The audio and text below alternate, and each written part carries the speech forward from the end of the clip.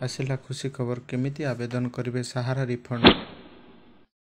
प्रथमे स्क्रीन रे दिए जाइथिबा वेबसाइट बा पोर्टाल को खोलिबे। जमाकारी रजिस्ट्रेशन स्थान को जातु।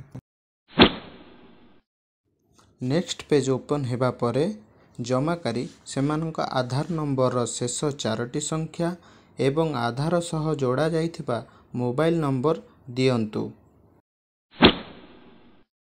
मोबाइल रे जो ओटीपी आसीबो ताहाको उद्दिष्ट स्थान रे लिखि पंजीकरण प्रक्रिया शेष करंतु।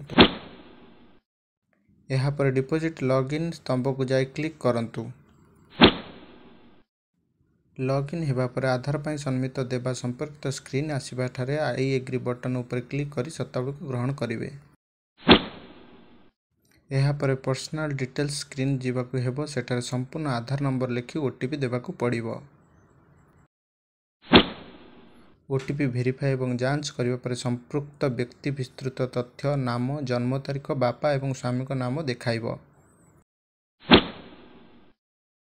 जमाकारी तांकर ईमेल उल्लेख करी नेक्स्ट ऊपर क्लिक करिवे।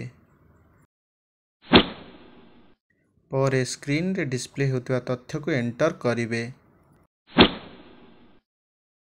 पर थर्ड क्लेम बटन ऊपर क्लिक करिबा को हेबो। जमाकारी सेमानकर समस्त दाबी देखिपारिबे। सबु दाबी उल्लेख करिबा परे पूर्वरु पूरण होइतिबा क्लेम रिक्वेस्ट फॉर्म जेनेरेट करिबा को हेबो। यहाँ पर रिसेंट फोटो ऊपर दस्तखत करी फॉर्म रे लगाइबा को पड़िबो। अपलोड डॉक्यूमेंट स्क्रीन को जाई क्लेम एप्लिकेशन फॉर्म अपलोड करिबा को पड़िबो। जदि आपणकर प्राप्त राशि 50,000 रु अधिक थाए ताहाले पैन कार्ड बाध्यतामूलक अटे।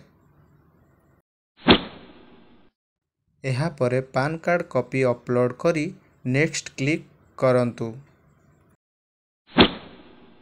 पर थैंक यू पेज आसी। वीडियो रो इन्फॉर्मेशन आपन को जदि भल लागि थाए तले आम चैनल को लाइक शेयर एंड सब्सक्राइब करंतु।